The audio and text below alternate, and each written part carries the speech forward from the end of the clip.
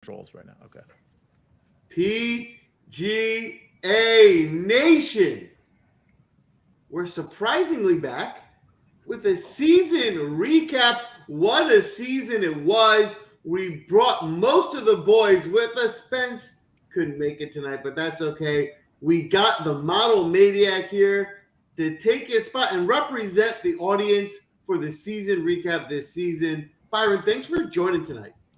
Hey, it's like a weekly routine for me. Once when it stopped, I went off the wagon a little bit. I think things spiraled for me. So it's good to be be having my DraftCast show back in my life again. We know they've spiraled because he's wearing a Zach Wilson jersey, I believe. I'm in a deep, dark world of hurt right now, folks. Oh, that is good. That is good. Sia, how are you doing tonight? I'm good. Joel, I know you do the NFL DraftCast for WinDaily, and I know you've been doing a lot of college football stuff. So I know you've been busy, and you can kind of empathize with my plight. I've been so busy with football that I'm actually kind of happy that we have this sort of mini golf break. I mean, I'm excited for it to come back in like 3 weeks. When's the century? Probably like January 5th-ish. I'm ballparking it. But the point is, it's nice to have this break because I've been very, very busy. But what's so cool about golf is especially when football goes away, and let me full disclosure, it's an open relationship. I'm not cheating on golf. It is fully an open relationship. Golf understands how important football is to me and so many other people. So once football goes by the wayside, though, which is, late January, early February, it's all golf all the time for me. And it's just, I get so excited on Mondays in particular when DFS pricing comes out. And then we have our DraftCast, which I can't wait. Just thinking about it, I genuinely can't wait. I'm not just saying that. And it's funny because there've been a few tournaments over the last couple of weeks that were like, those JV tournaments, not a lot of big names. Like it was exciting to see the match with JT, with like just having those guys out there. I was like, oh, this feels like golf again. This is the real thing. So I'm with you. I can't wait to get some real tournaments back out there and do our regular weekly preparation like we always do. But tonight is for lack of a better word, the birth child of David, who came through and said, we have to do a season recap. We have to get next year started rolling. So David, how are you doing tonight? And I'm excited to see what's in store for the recap show. Yeah, so I've got some questions for you boys that I've put together, and I'm just interested to hear your thoughts, bit of banter. But overall, I want to say, firstly, thank you to everyone watching. Thank you to our fans. Thank you to our WinDaily subscribers. Thank you to our WinDaily Gold subscribers, because you're the ones who keep greasing the wheels and keeping this thing turning and helping us to produce more content for you and talk about a sport that we love. So thank you from the bottom of my heart. Hope you have an awesome Christmas and everything that comes to you in 2023 is good and beautiful. It's been an awesome year. I think it's been a lot of fun. I think it's been a crazy year of golf. So I thought, what better than to get some of the best names in the industry on one show to talk about it. So what I wanted to start with is, seeing as we are some of the best names in the industry, is what each of your biggest winning tickets and or biggest winning lineups in 2022 were. And I think the obvious place to start is Joel, and I'm assuming that it's a PGA DraftCast moment. That's definitely the biggest moment for the DraftCast this year in terms of the lineup I actually drafted, ended up taking it down. More often than not, I see that is definitely the only time the lineup I drafted on air ended up taking down a GPP. So cool. Majority of the time, it's usually a lineup that because if you think about it competitively, it's not to your advantage to enter the lineup that we draft because it restricts whoever else drafts it from your lineup. And that lineup, for fun story purposes, was a perfect storm of events because had I entered it in the biggest GPP, which I do every other week, it wouldn't have even won. It would have been like $100 lineup. But because I entered late, the biggest GPP was filled. That was the next tournament to enter, and it was the perfect tournament for me for those purposes because that ended up taking down. So that was a lot of fun. Obviously, that week I was super on it. So that's definitely the most memorable DraftCast I have from 2022. And just to clarify, what was the exact winning amount on that 20 line? $20,000.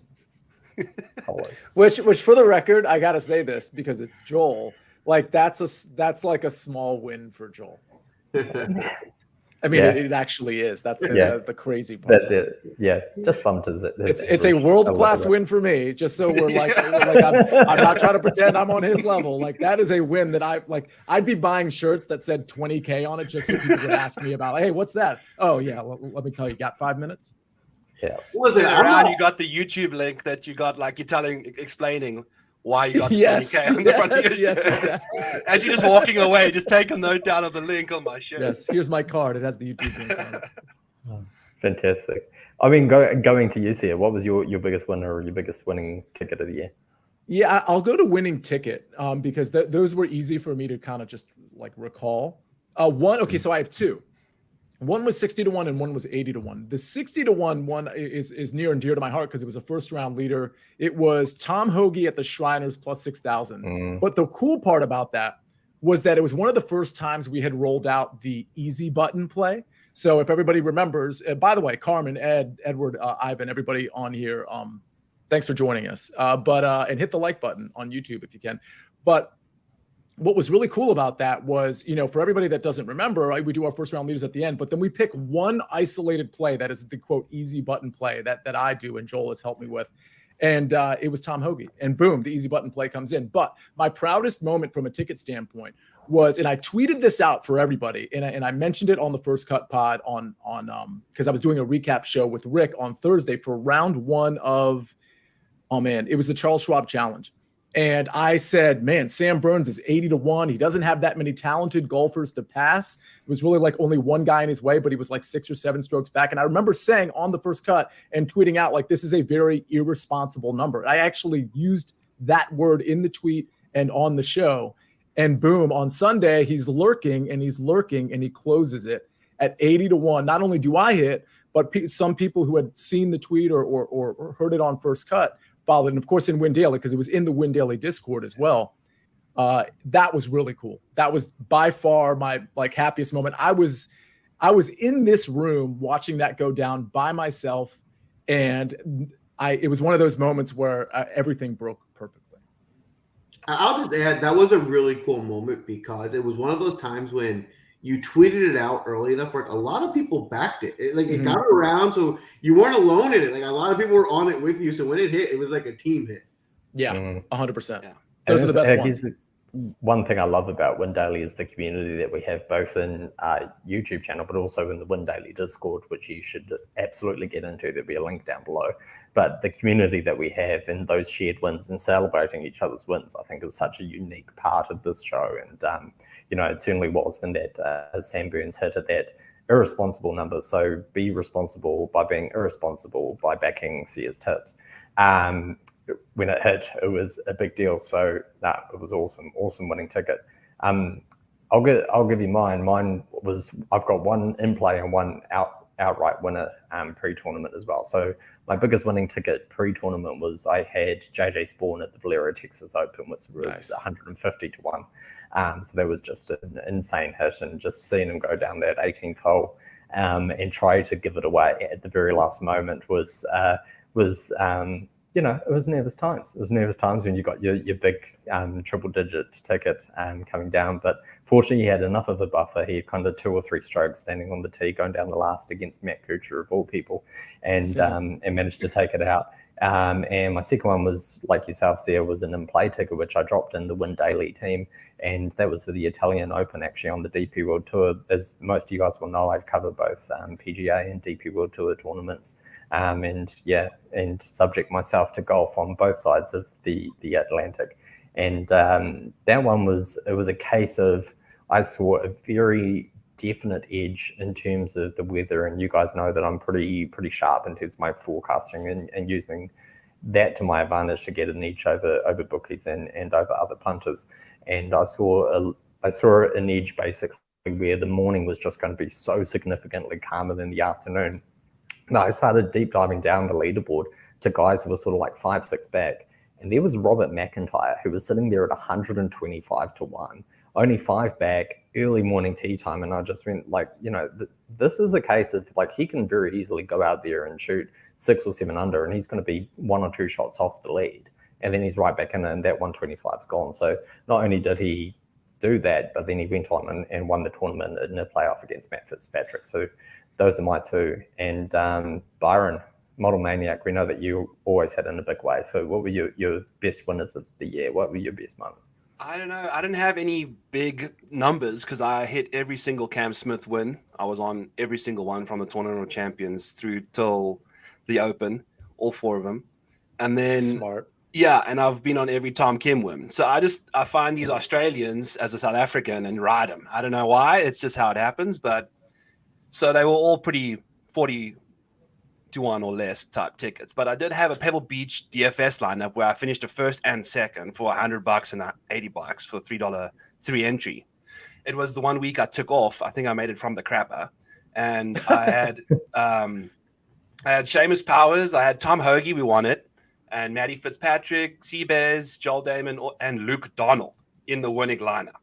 So to put Luke Donald in a winning lineup for me this year was a minor achievement in itself. So yes. I feel like that's like a small brag too, because, my sister's a super fan of him, and he's actually called my sister before, I think, as we've discussed. On the driving range, she was sick and she couldn't make it out there. So I was waiting for him to walk by. I said, hey, my sister's out here to support you. She's got the runs and she can't make it out yet. So you want to give her a chat? And he said, hey, Candy, please get better. And he was just the most genuine guy. So love Luke Donald and managed to squeeze him into a lineup that finished 1-2. So that was really impressive. It's a pretty awesome. nice multiplier. Nice. What's that? Probably like 20x on your original. Yeah. I was. So had him in 1 and done that week as well, Tom Hoagie. So it was a very good random low effort, high reward type week for me. So I'm going to probably try to do that for my 2023 goals. Is less effort, more results. I think that's a winning recipe, right? Exactly. Right. That's what we love around here. That's the recipe to success. And it wouldn't be the only time that South Africans have ridden Australians, because that happens quite often on the rugby field as well. For those unacquainted with sport outside of the United States, rugby is bread and butter down in South Africa and New Zealand. Speaking of other best golfer in 2022, who would be your pick and why? And we'll start with you, Sia. So, there's 3 names that come to mind, and there's no metrics that apply to this. Although one of them won the most money in 2022. That's Scotty Scheffler, 14 mil, by the way. Rory, Finau, and Scheffler are the ones that just popped into my mind. And I just like how Rory closed the year, especially in light of, it was kind of like perfect, right? Almost like storybook, because he's the ambassador for the PGA Tour, or he at least became like the primary ambassador for the PGA Tour, versus LIV and all of this stuff. And for him to close like he did was super impressive. So I kind of almost like want to give him the nod. It's hard to ignore Scotty from the beginning of the year. And I'm assuming these 2 names are going to be maybe in some of your answers. And I thought Finau was really good for a decent enough stretch, but I'm going to go with Rory. I just, again, he was so great. He really stepped up when, I thought he was just maybe going to close the season on a mediocre note. He just started crushing it. So I'm going to go with Rory. Yeah, I mean, I think there's no qualms with that pick whatsoever. I think the numbers do back that up as well. If Rory's strokes gained were just absolutely phenomenal last year. And I think the criticism that Rory gets is obviously in relation to those majors and performing in those big events. But, top 10ing in all 4 majors is no easy feat. These are huge fields, and you do need a bit of luck to go your way to actually get over that finishing line. Mm-hmm. And I was particularly impressed with that performance at the Masters in that final round, where he finally kind of like he found something at Augusta. Really felt like he found something around that course. And I'm super excited to see what happens in April, because I just think it'll be such a storybook finish for him if he is able to just complete that career Grand Slam. But how about you, Joel? Who was your top golfer in 2022? So I'm going to give you my personal answer. The guy I think that I don't really have the actual metrics to support this, but I assume made me the most money was Matthew Fitzpatrick. He really had, if there was a golf's most improved player, I feel like he would probably have taken that down this year. And it was consistency. It wasn't one of those runs where he kind of had a hot month or two and then cooled off. He was top 10ing like pretty consistently, and obviously the icing on the cake is getting that win at the U.S. Open, which is obviously a huge win, putting him into that elite status of golfers. I think he finished the year top 10. But he was a guy that I was going back to week after week, and based on his pricing on DraftKings, like you could afford him with a lot of the other studs. Most weeks he was not above 9K, which ended up being very profitable for me. Absolutely, yeah. I think he did. He improved a lot in 2022, and it was, I think, in February or March when I just really noticed he'd switched something and found that extra 15 yards of distance, and that was the key, wasn't it? It's just he finally unlocked that little bit of speed in his swing. How about you, Byron? Who was your top golfer? Before I get to my top golf, I've been trying to, every time I speak, I try to remind myself to say I'm here to represent the audience. So I just have to say they were amazing. I was in that chat, and just everybody's different personalities. The all caps lady, I think Lindsay, she's coming in there with the all caps. We got Edward, we got Zach Jeffers, Ivan, Carmen, everyone in there have just been amazing participants in that chat. And a lot of the time, you guys don't necessarily get to see what's going on there because you're running your own show on the screen, but we're typing away and having a blast with each other. And it's just so relieving and relaxing, late on a Tuesday night for me after grinding away. So that being said, JETS, baby, I do remember getting ragged about the Jets on this show early in the year, and they are above 500 in December. So anyway, my guy, who I think is... That's the real reason why Byron came back on this show. Exactly. Just to say to pay take receipts on Sia. No. Best golfer of 2022 for me, I think, with no surprise, is going to be Cameron Smith. I think, how can... He's obviously in the conversation. I don't know if, I think Scotty... Also, him and Scotty were pretty much up there with multiple wins and a major each. And I think how Cam does it is just so special. It's like he's got this insane ability to putt just better than anybody on the planet. And he did it twice this year where he gained 10 plus strokes in an event. So that's just only 4 people have done that last year, and he did it twice. So that's just kind of bananas to think about, So he was sensational in the way he just transformed his irons, because he was never a really good iron player. And then over the last 18 months, he's just channeled that and became one of the best. So yeah, the chat has been hilarious, and it was one of my prides and joys of the year. So that was definitely one of my highlights for sure. The chat has been hilarious. I've thoroughly fun memories this year with the fans, and it's great having you on board this show and just like able to share and express that for us, because I know that for me that's one of the things that I love about participating in the show, and it's so great to hear that you as a member of that community get to have that fun and that experience, and that's something that you really enjoy engaging with as well, which is awesome. The amount of crowd talk about you guys while you're not watching it's so much fun, because sometimes this chat disappears. You can't even see it afterwards, which was one of the saddest parts of this. I think I've got it in a later question. We'll get there. Well, I'll just add to that. I'm glad you said that. That was really spot on, because the really does. The audience makes our show. I mean, we can only do so much. At the end of the day, what makes our show special is the audience engagement, and the fact that we have the same crew that comes back every week. That makes it a more than just 1 week. People come in, the next week people aren't in. It's not consistent. We have the same people. It's the same conversations. I think that's really truly what makes the show special, and what makes it going to be even better in 2023. 100%. Cannot agree more. Once again, thank you to everyone in the WinDaily community. Do you guys know, actually, before we move on to the next question, just so you can get your brains ticking, is going to be who was the surprise golfer in 2022, who was the golfer that perhaps surprised you with their performance. But before we get there, do you guys know who actually was the highest paid golfer in 2022? It was Scheffler. Or was it Phil? It was Phil Mickelson. Yeah. If we're looking at payment, not prize money, but amount that players were paid was Phil Mickelson with his LIV Golf contracts. That makes sense. It makes sense, but it also makes zero sense. Yes. At the same time, both of those things can be true. So yeah, if we're going into a surprise package of 2022, Joel, do you want to kick us off? Have you had a chance to have a bit of a think of anyone who surprised you this year? I think my biggest surprise this year is going to go to Keegan Bradley. Keegan really got hot toward the end of the season. He was a guy who, I'll be honest, I was not someone who was a typical supporter of Keegan. But it wasn't, he wasn't one of those guys that flashed one tournament and disappeared.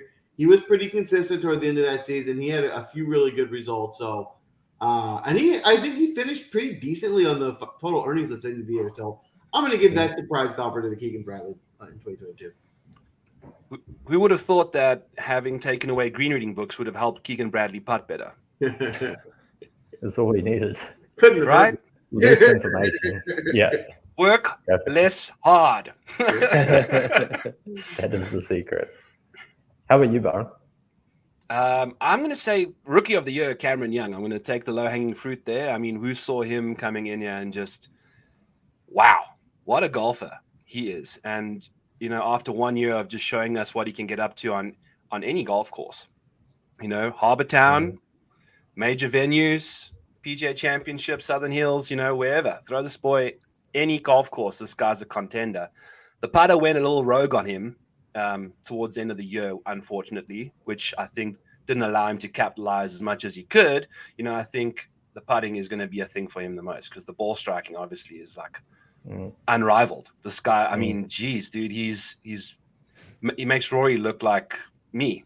Rory's also up there with him, but he makes the rest of the PGA Tour look like me. So he just absolutely pops it off the tee, and I think that's just it's starting on second base, So I think it's going to be fun watching him do his thing. I know 2022 feels like it's a long year for golf, isn't it? And you think back to the beginning of this year when we really just had zero clue of Cameron Young and who he was, and it was like a guy who was showing potential maybe, but certainly we wouldn't have expected the season that we had. So I think that's a fantastic call. What about you, Sia? So first of all, I think Cameron Young, and I was making this argument 6 months ago. I think, and I was making it as it pertains specifically to guys like Cameron Young, for all of those that were so, and I think people still are, they're so nervous about all these big name guys going to LIV. And I understand that has impact, at least present day impact on the PGA Tour and potentially ratings and things of that nature. I think what those people are forgetting is that there's always going to be this influx of young golfers like Cameron Young, who, for the record, most people had never heard of 2 or 3 years ago. And you can name it. There's so many young golfers we can name. And we talk about Sahith Theegala on our show a lot. Just got guys like that. Even if you want to go back like 6-7 years, did people really know who Victor Hovland and Colin Morikawa were? Back then, not really. So my point is, we're always going to have an influx of Cameron Youngs, of Tom Kims, of Sahith Theegalas, these exciting players that suddenly thrust themselves on the map. So the idea that, oh no, we're losing all this talent, well, that's true, but we're not necessarily losing the influx of talent that's coming that you're just simply not aware of yet. And so I don't really think there should be any worry with 2 coexisting leagues. I mean, yeah, it kind of sucks. These are players we know, but we don't know what we don't know. But what we do know is that we're going to have the Cameron Young types every single season come in, surprise us, and then all of a sudden we're going to be following them, much like we're following some of the guys that left for the LIV Tour. Okay, my answer, and maybe you guys want to respond either way. My answer is I'm going to go completely rogue here. Sepp Straka. I mean, we thought this guy was terrible. Not we, this show, but like Sepp Straka's like a guy, right? No. The show thought he was terrible. Yeah. Yeah, no, I mean, seriously. And so and I don't want to just gauge everything by the money list, but he's 21st on the money list for 2022. I mean, it's just one of those things where, and I know, just from like 2-3 years ago, Sepp Straka was a big DraftMaster flex guy, a big showdown guy that he would pick in round 4 showdown because he could always flash for that round. But, again, I just had to say his name because he was the only in the top 25 like earnings list. He was the only guy that I was like, wait, Sepp Straka, like which name doesn't belong here? And it was Sepp Straka, but maybe he does after all. I completely agree with that. I think that Sepp Straka was almost like the stereotypical like butt of all jokes of like a guy that just will never win but will include every week. And then he did it, and then he transformed it around, and not only not like small tournaments, like big tournaments, like the Honda Classic, and then performing in the playoffs as well. So I think that's that's a great call, and one that I hadn't thought of when that question came up, but I think that's an awesome example. Is he the winner of the ACDC award of not knowing which way the current's going for the man? Because after 6 straight missed cuts, he makes a playoff appearance in a playoff event. So has to be him or Thigala, right? Like just one of those players who just can suddenly turn that electricity on and just suddenly win a tournament or finish second, and then he'll miss 8 cuts in a row, and then out of nowhere, and there's no indication. There's no stat line. There's nothing like gain in his stroke gained approach or anything. It just like happens. It's frustrating, but also amazing, and something I guess that you can take advantage of a little bit. Look, before we move on to the next one, I do want to touch on just, I guess, respond to what Sia was saying in terms of LIV a little bit there, because I think it's so apt, and it's a very apt observation, because when we're looking at these golfers who are coming through and emerging, these new kind of studs and rookies, like we only get to see them, and they only get to create a brand because they're on the PGA Tour or because they're on the DP World Tour. Like nobody. Like some new star golfer comes and starts playing on LIV, like who's watching? Like who is that? Like how is that golfer actually creating a brand and becoming a household name? You still need to play on the DP World Tour, PGA Tour, perform in these majors, and then Greg Norman gives you a call and then offers you a lot of money, and then you become a LIV golfer. And I think that's perhaps the issue that LIV is going to have to try and counter somehow, is how do they become attractive to young players coming through from college or from, Corn Ferry Tour, for example, deciding to come across to LIV instead, because at the moment, those players are just not going to build a profile. So, that gives me every confidence that more of these Victor Hovlands and Morikawas are going to appear on the PGA Tour. And I guess it's going to go to one of my surprise golfers, which is going to be Tom Kim. I think that we think about the year that he's had, suddenly becoming a stud. The kid is just absolutely phenomenal, and the PGA Tour should be worshipping the ground upon which he walks and holding on to him for dear life, because I think that kid has got a huge, huge future ahead of him. And the other name that I'd give would be Tony Finau, because I think just if we think about the mentality we had of like Tony Finau, like great golfer, all the potential, but he can't win. He can never win, was kind of the impression. And the differentiation for me between him and say like Scotty Scheffler is that Scheffler, we kind of knew that like at one point he's going to turn that tap on and then he's just going to go nuts. Like we knew that the metrics were just there, and it's like when you have a good hot putting streak, you're going to win 4 or 5 tournaments, and that's exactly what happened. Whereas Tony Finau, I think the whole world had kind of given up on Tony Finau, and so to actually suddenly find that, and his second half of the year has been absolutely phenomenal. So I'm very excited to see what he can bring in the year ahead. And I might segue this actually into our next question, which is the most memorable victory. For me, that is actually Tom Kim at the Wyndham Championship, coming back. He's on the special exemption for the PGA Tour. He starts with a quadruple bogey on the first hole. He gets a quad, and then he wins the tournament in the only way that he could then go and qualify for the FedEx Cup playoffs. For me, was the most memorable victory, and I was just amazed with the tenacity that someone 20 years old was able to show in some pretty significant adversity in a tournament that he basically just had to win. So that was my most memorable victory of the year. But Byron, we'll chug it to you.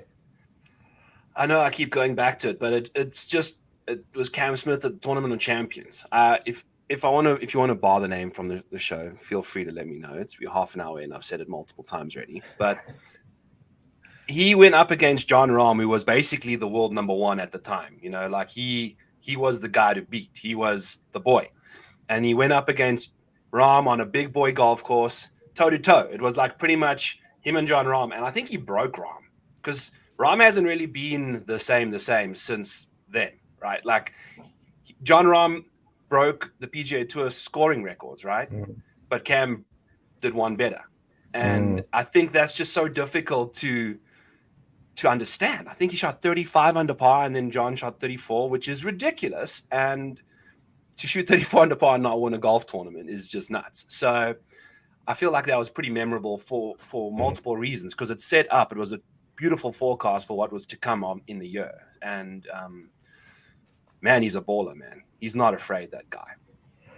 I know, and it's such a shame that we don't get to see him as often now. Yeah, that is a shame. I'd love to see him still competing against the best golfer in the world. Instead, he gets to compete against Scott Vincent.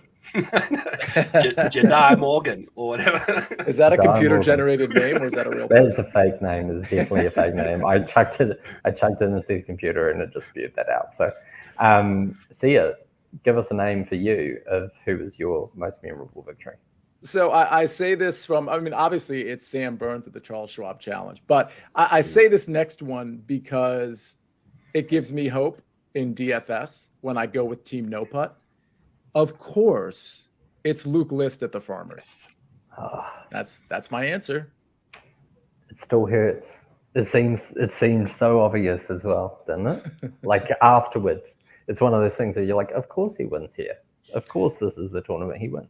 For the record, because you brought up Tom Kim, I distinctly remember that tournament. Like, we all remember Thursdays, right? Because we wake up and we're looking at our DFS line. Thursdays are always imprinted in our brains more than they are certainly Saturday, but maybe sometimes Sunday and Friday too, because when your guy starts off really poorly, you're like, this sucks. My weekend's over. Yeah, my weekend's over. Like, I'm already kind of thinking like showdown, how am I going to do in that? Like, it just, there's a lot of things you can do. You can live bet, matchup bet, all that stuff. But the point is, from a DFS standpoint, which I live for week to week, it just sucks. But the funny part was I was not on Tom Kim that week. I just didn't play him. I wasn't like I was like purposely fading him necessarily, but I think he might have been kind of chalky that week. And long story short, long story short, I ended up fading him completely. So when he quadruple bogeys and Twitter blows up and everybody's like, oh man, blacklist Tom Kim and like all this stuff, I'm like, oh, this is I didn't respond to any of that stuff. I just quietly absorbed the quadruple bogey. And I'm like, I am set up real well against, this chalk. And then I just see him birdie. And I'm like, what the hell? Like, how is this? And then Friday comes around and it's the same story. And I'm like, man, I want to be on this Tom Kim train, no pun intended. And I am not on it. And I was so disappointed. For more on the Tom Kim train, check out the Model Maniac's Twitter for some fantastic imagery of the Tom Kim train, of actually Tom. Oh, yeah, I've seen that. Thomas the Tank. On the train. It's great. It's multiple people's profile pictures. So I'm like my little logo, my profile pictures in other people's profile pictures. I'm like inceptioning my way into Twitter. And maybe next year when we do this show, the memorable moment can be that we get Tom Kim to make that his profile picture. If that's that can be the goal. Joel, what was your memorable tournament in 2022? So I have an honorable mention I have to mention before I give my most memorable moment. The honorable mention is what you were alluding to earlier, David. It's Tony Finau, right? Him finally breaking that glass ceiling and getting not just the one victory, but then running it back and then kind of really proving that like he's here to stay. He's not just like the guy that's always kind of good but never wins. He's not the Buffalo Bills of the 90s, but he can win something. And I like Tony Finau. I'm a fan of his. I want to root for him. I was sad for him when there's like, he's going to blow it on Sunday. Don't worry. And now he's kind of, I think he's finally shaken that. And I think you're going to see some great things from him moving forward. So I'm super excited for him. That was really memorable for me. But the winner for me this year is going to go to Justin Thomas at the PGA Championship. That was one of the most unbelievable finishes I've watched in golf in the last couple of years since I've really been super tuned into it. And, listen, he was 7 strokes back going into the day. I think a few people in our chat and watch our show actually bet it and actually took him to make that comeback. And somebody hit like 50-1 on it, which is a wild bet. Poor Mito. I know Mito kind of. Poor Mito. I don't know if he Mino might be looking at a Tony Finau situation here where he's going to have a hard time closing tournaments, just having that linger in his head for a while. But it was a heck of a finish, and it was definitely, for me, the most memorable of the year. And two of you have mentioned your favorite guy who beat Willie Z in a playoff. So that has to be an honorable mention too. I mean, holy cow, that guy showed some resilience this year, boy. He could have thrown in the towel. I mean, he literally broke his back trying to win a golf tournament. Yeah. He did, and look at Ed's addressed that in the comments as well. So let's kind of, what a great segue. You're a professional, Byron. You just be here. Me and Eddie, us Jets fans, we gel, bro. You do. You're on the same wavelength. What are your guys' thoughts on Willie Z? My personal is that I think that when he comes back, he's going to be fit and healthy, and he's only going to come back when he's fit and healthy. And I think that a lot of people are actually going to end up fading him because they've got injury fears. And for me, he's not Hideki Matsuyama. You know, he's still young. He's still able to recover quite quickly. And I think there's potential where the first two tournaments he comes back, he's underpriced or he's underselected and people avoid him because of injury concerns. And he can perhaps get some leverage. But I'm interested to hear your guys' thoughts. Yeah, I worry about those types of injuries because, like I guess it was his lower back. I'm assuming, this is the lawyer talking me because I poured over medical records when I practiced law for 13 years. But I'm guessing it's L5S1, which is like right where your back bends the most. And I only say that because the torque he puts on his body when he swings, it just worries me as just a casual observer, not as like a medical professional, just as a layperson. Knowing how he swings, I mean, you can make the same argument about Tiger and really almost every golfer, but Will in particular, I just hope he doesn't aggravate it.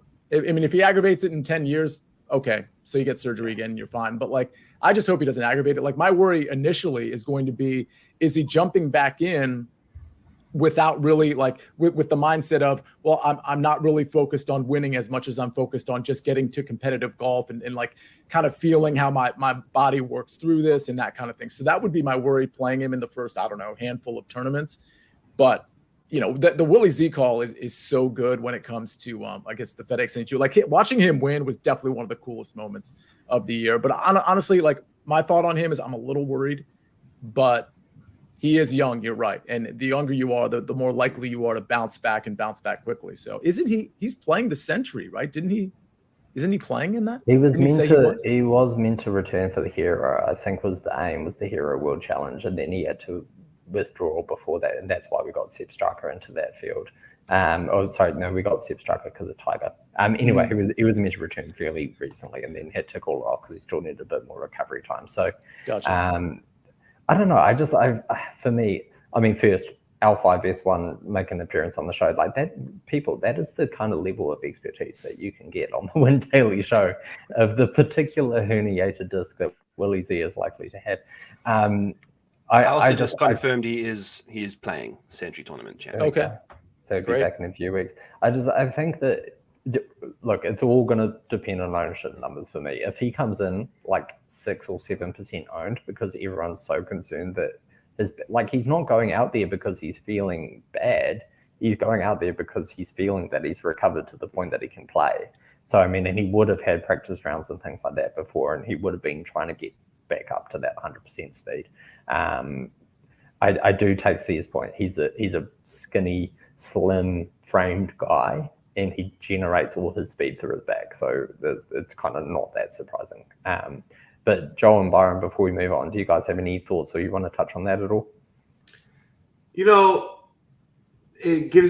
makes me sad a little bit because it makes me think of Tiger and all his back issues and what could have been, right, if Tiger were able to stay healthy. I just really hope he doesn't have to go through that. I hope we see a healthy Willie Z for the sake of the game, right? I think if we see a competitive, healthy Willie Z, it's just going to be a better sport. So I'm rooting for him. I agree. Yeah, absolutely. And also, it's not surprising you heard bones and stuff because there's like no muscle. It's just bones. So that's my take. Here we go. Nice and quick. There you go. Perfect. Well, that would put a wrap on 2022. Actually, no. We've got one more. Yes. We've had a great season of the PGA Tour, but we have had a great season of the PGA DraftCast. So I would like to hear from each of you, and this doesn't have to be your worst pick, just the worst pick of the PGA DraftCast. Because, look, 99.999% of the time, we are going to hit the winner every single time. But there are some times when we get it wrong. And sometimes we get it wrong in a really bad way. So who is the worst draft pick of the season? And what was your funniest DraftCast moment? Can I go first? Because this is going to be like a collage of things that you actually didn't even ask for.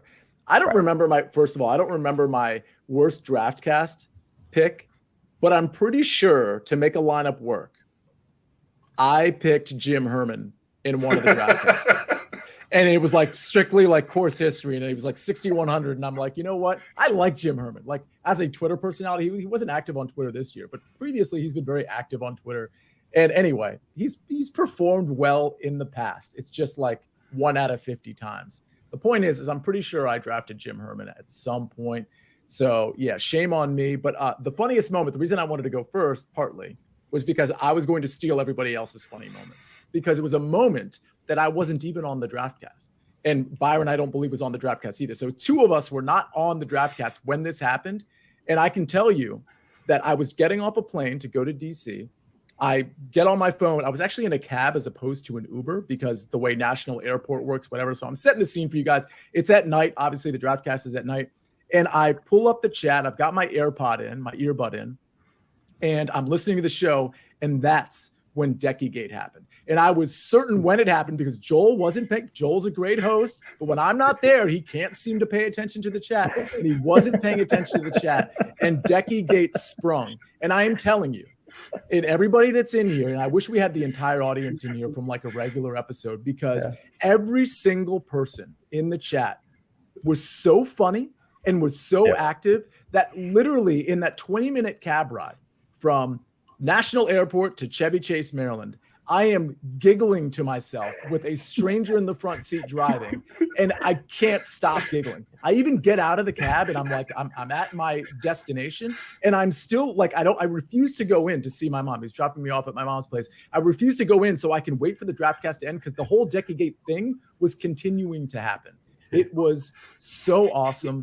By the way, the last thing I have to mention, because this is something we talked about sort of pre-production on the show, our favorite golf moment. So we don't all have to give takes here, but Tiger at Augusta was pretty cool. But Colin and Rory from the bunker, holing out on 18 was so cool. But what was even cooler is if you go YouTube that, their celebrations were so diametrically opposed. Like they were like all very happy, but Rory didn't really know how to celebrate. He kind of like flung his club in an awkward way, and one hand went out like this, and it was just weird.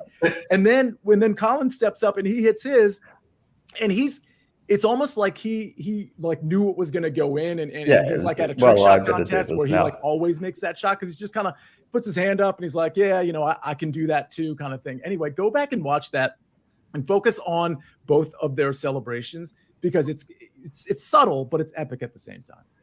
And yet another forecast of what was to come. Don't you think Rory brought that energy to the rest of the year, and Colin kind of just was like, hi, I'm here to tee it up this year? Actually, that's an interesting point. Yeah. Maybe he didn't ratchet up the intensity enough. Yeah. He needs to get into it. I don't know. Yeah. Speaking of great bunker shots, Mark Green has a great call here with Matt Fitzpatrick's shot on that 18th bunker shot. That shot was just absolutely insane, and I completely support that call for that as well. The other call that I support, Ivan, this is my funniest DraftCast moment. Yes. Joel, was it the Open Championship? I think it was the Open Championship. And the very beginning of the show, and I think it's the first round, second round picks, Joel declares, I will not take Paul Casey. I refuse to take Paul Casey. Because as regular participants of the show, you will all know, Joel has an epic record, and it's actually like, it's almost like foresight. It's like he does have the gift of predicting exactly which golfers out of 6, at least one will withdraw. At least one, maybe 2, but at least one. Which of course you cannot predict at all, but somehow it will always end up in Joel's lineup. And so he had enough of Paul Casey, and he said, no, I will not take Paul Casey, ever. What happens 3 rounds later is Joel then turns around and goes, I'm going to take a rather surprising pick. And I was like, okay, he's going to take some, obscure DP World Tour player that we weren't expecting. No, he's reverted back to the usual, and he's taken Paul Casey again. So that was my funniest moment. I've gone back, I've watched it, and cry laughed to that because that was absolutely hilarious when you went back to that. And I think probably from that show, that may be what I would consider the worst DraftCast pick. Was off the back of that hilarity, Spencer was then just obviously so rattled by all the laughter that he wasn't paying attention, and somehow he ended up picking Phil Mickelson. Like, I'm sorry, Spencer's not here to defend himself. For me, that was ridiculous. Joel, I'll give you a chance now to respond. Yeah, I mean, I'll follow that. I don't know how that happened. Like, you set like a goal for me to pick withdrawn players. I couldn't have done it if I tried to. So the fact I was able to go on this streak where I went like, I don't even remember what it was. It was like 10 tournaments in a row where I drafted a player that withdrew.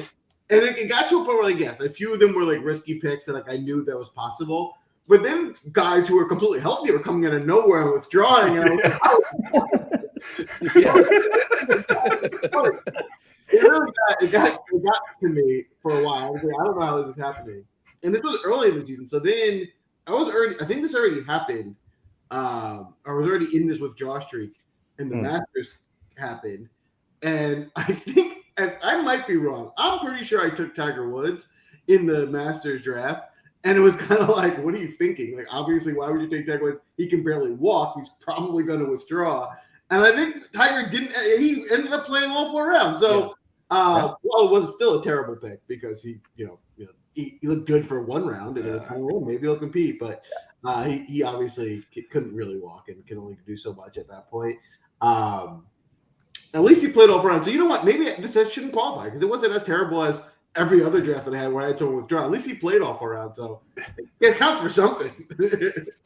Exactly. I would have thought for you, surely it's about the 4th or 5th time that you've picked Matsuyama, and he invariably withdraws, as we all kind of knew he was going to, that would have been the case. But I would absolutely back you up on the fact that actually pretty much every time that this happened, Joel was picking completely healthy golfers with no injury rumors, like nothing on Twitter, like nothing on golf Twitter about like supposed injuries, and then suddenly they'd, of course, withdraw for no reason. They watch the show and they're like, no, we're not letting Joel have this. Like, it's part of the shtick of the show. We got the PGA Tour involved. Can we look at Ivan's comment with Spencer? Because that's actually one of the funnier moments that happens literally every week. And the funny part is, it's not like it happens in the 5th to 6th round of the DraftCast.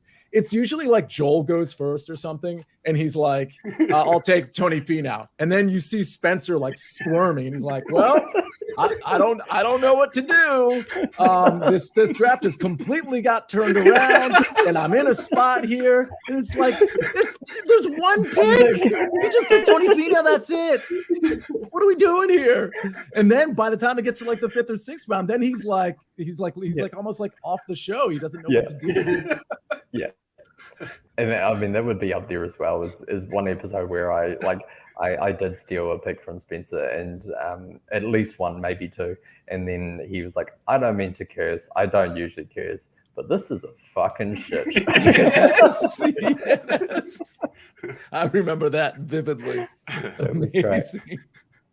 Byron is a regular. I have nothing to add because literally the swearing thing. I was pivoting to Spencer swearing, which I've never heard on live show from him ever before. Never. And he managed to double barrel it, so that was awesome. And then Joel, I have literally written here that stretch that Joel had where he picked the WD of the week for like 4 straight weeks. And then it goes and wins a GPP. He gets a Seb Straka award as well, because who saw that coming after going 4 straight WDs and then taking down a GPP on the show itself. So way to stick with it there, Joel. Proud of you. And then the Hideki stuff was hilarious. I mean, that was one of the funniest moments I had this year. Just like me sitting literally right in the spot right here and just laughing my ass off because, Joel, I think it was your first show. that you ran like the show without Sia there, and then just was slightly oblivious to the chat going on, and we were just ragging you so hard, and it was so much fun. So thank you for your slight obliviosity, whatever that word is. So the audience do love to give us a hard time, and I mean, speaking of which, this epic water bottle, which Byron, the Model Maniac, you've given me a hard time for, because if I sit back here, it's a large bottle, but it's normal. And Byron created Watergate when I drank the bottle like this at one time, and it looks like the bottle was about 20 times. You got like a 4-gallon bottle there, just smashing it in your. Exactly. Yeah, it looks like a bottle from like World War II. Yes, that you fill up a tank with gasoline. Yeah, I did famously participate in World War II, just so you guys know. So, and Ivan makes a great point as well with the Paul Casey, is that directly after that pick, yes. The universe was like, no, completely we're not doing that. You're not allowed to take this, and we're going to withdraw you from the draft before your players withdraw for you. So that was brilliant as well. What a year 2022 was. Let's start looking forward a little bit, and we'll try and get through this a bit quickly, because we'd love to try and keep this under that 60-minute mark for everybody. 2023, I want to hear who's your stud safe pick for the season, who's going to have a stellar year, and who's the potential sleeper, who's someone who's maybe flying a little bit under the radar that you think is going to have a big 2023. Byron, what do you got? I didn't take stud as a safe pick, but I took stud as someone that's going to win a tournament or two. And I think Thigala is going to be that guy. Nothing about his game makes any sense. It's all going to click at one point, and it has to happen. He's Willie Z all over, and it's going to happen, especially after we've seen a lot of these guys after these team events that don't really matter at all of a sudden just kick some ass after getting like this little bit of confidence, playing with a partner. You just always, little less effort, more results. So I think Thigala in 2023 is going to be that guy that surprises us a little bit as a premier player on his second year on the tour. And then my potential sleeper, I'm going to just take out potential. It's just my guy that no one's really going to be on, is Nick Hardy. This guy's gained in 2023 season, since we've come back from the small break, he's gained over half a stroke on approach in 13 rounds that have been recorded. No single round has he gained less than half a stroke on approach this season, which is insane. He had 11 of those in the 2022 calendar year before the break happened. So in total. So he's come out and just absolutely sizzled with the irons and had multiple good finishes too. So I think he's going to do some fantastic stuff. And his putt has gone off, which you see with a lot of guys when they have a real spike in a certain area of their game. Another area can sometimes take a bit of a hit. So if that putter can come back now with his irons kicking some ass, I think Nick Hardy is going to have himself an absolute year. For sure. Yeah, I mean, those numbers are kind of off the charts. So that's a sneaky little play that we'll have to monitor going forward. Yeah. Definitely. Yeah. See ya. What about you, Matt? All right, I'm going to answer this question a couple different ways, because I just can't be succinct. It's just not my nature. So let me break a couple things down. So in terms of studs that are like actual studs, or at least near the stud spectrum, I would go with Sung Jae Im and Joaquin Neiman. I think those are guys I'm going to be looking for a lot from a DFS and perhaps a betting standpoint once we get this year started. In terms of like sort of the Sahith Theegala mold, a guy that I think is going to potentially like really thrust himself on the map, like Byron thinks Sahith will, is Taylor Pendrith. I mean, maybe you can make the argument, of course, that Taylor Pendrith has already shown flashes of that, but not with the consistency that we're like, oh man, Taylor Pendrith is an imposing figure in this tournament. So I think Taylor Pendrith is sort of my Sahith Theegala unicorn in terms of like, this guy's really going to show us like that he's got all of it, in terms of like the low key guys, I have a few names sort of written down here that like, I think I'm going to be playing a lot in DFS that won't have a lot of ownership early necessarily. They're names, but they're not like big names at all. So the names I have written, typed out there are Patrick Rogers, who's, an oldie but a goodie, Will Gordon, Steven Yeager, and Davis Thompson. With Davis Thompson maybe like being the class of that field in terms of a guy that I think I'm going to play more often than other people do early in the year. Absolutely. Yep. I like all of those names. I think that they've all got great potential and flying under the radar. Joel. Yeah, so I have 2 picks here for this one. And my picks, I'm going to go away from the route of the young and up-and-coming guys. I think you guys mentioned a lot of the good ones, but there's a couple guys I'm looking at who maybe disappointed last year, were hurt. We didn't see a lot of that. I think are looking at a strong comeback next year, and that's one, Harris English. Right? Let's not forget Harris English was a consistent top 10 golfer for a long time who had injuries, kind of fell off, has not looked good as of recent. I think if he's starting to get healthy, we saw him start to play at the end of the year. He could be someone that gets back to, that consistent top 20 form in 2023. And in the same vein, I also like Daniel Berger, who just didn't play a lot toward the end of the year. He was out. The injuries got to him. He's getting healthy, and I think if he's able to accomplish that, which he's young enough, I don't think his career is over. He can come back and be a threat. Yeah. I like that. I really like the Daniel Berger call. He's kind of been forgotten a little bit. Yeah, and Dave in the chat agrees, and I'd have to back that up as well. I think it's kind of similar to, I guess, what I touched with Willie Z, of actually coming back from that injury. Some of these guys do get missed a bit, but we actually know that the ceiling on these guys is astronomical. Can I just jump in quickly? I was on Daniel Berger when he blew the 5-shot Sunday lead at the Honda Classic. So I've got very bad vibe. DB straight not vibing for me. So just my little 2 cents.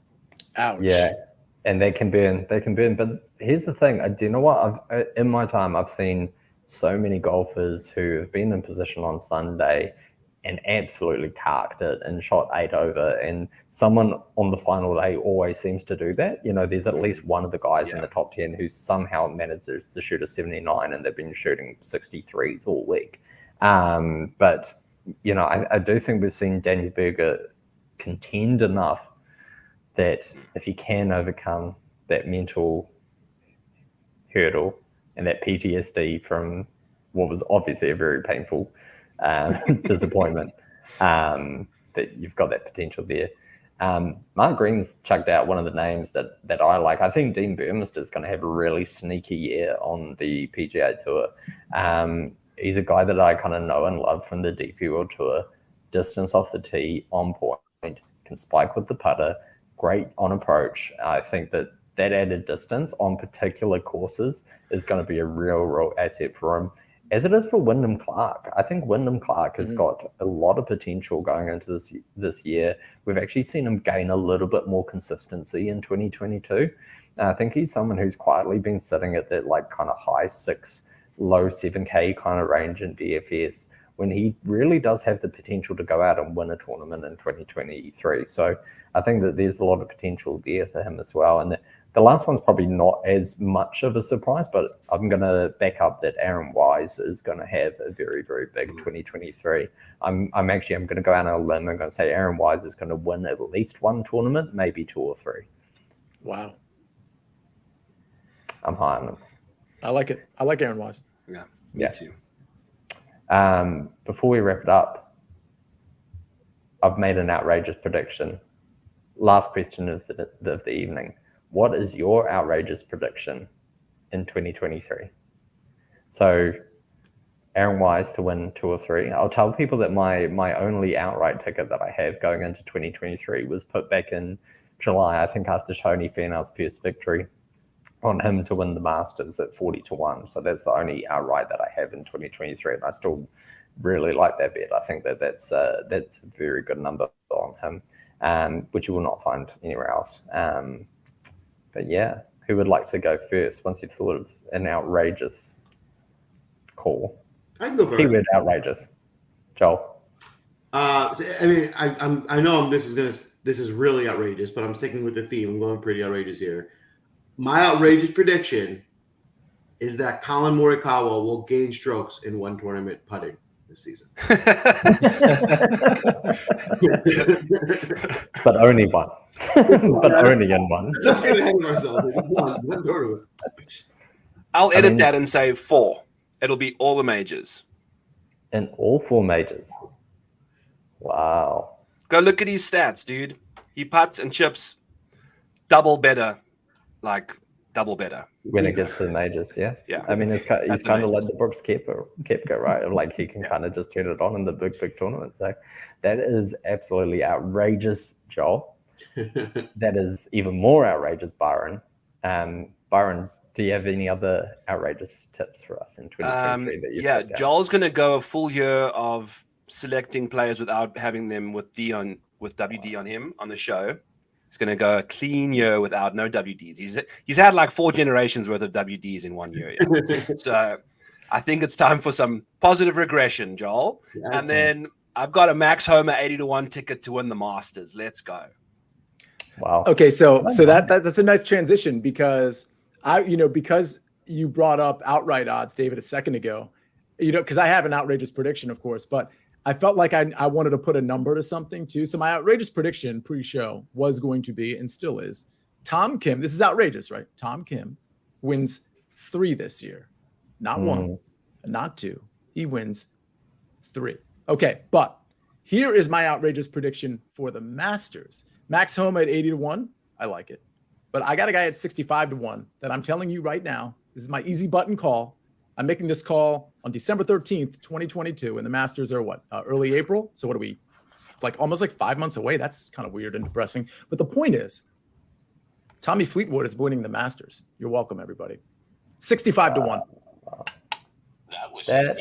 Yes, sir. Let's go. That is outrageous. And I have no idea how the easy button has transported from that screen over there to that screen down there. Joel just handed it to him. You didn't see that? I didn't see that. Joel, you want it back? I think you can give it. What a year, guys. It's been an absolute pleasure. Most of all, thank you all for participating in the DraftCast. Thank you to the WinDaily community, and thank you to Byron, who's representing that community on the show tonight. Because, as you guys have said, you are the ones who make the show. So I hope that 2023 brings you everything that you dream of. Lots of winning tickets. Thank you for being a big part of the family. And I hope that you have a wonderful, wonderful Christmas with all those that you love and care about. Do you guys have anything to add before we wrap up the show? Feel free to sign up for WinDaily. It's like $5. Oh, that, yeah. Pretty affordable. Just go ahead, sign up. You'll get all this content every week with the DraftCast, all the information we put out. It's the perfect Christmas gift this holiday season, along with all our picks, of course.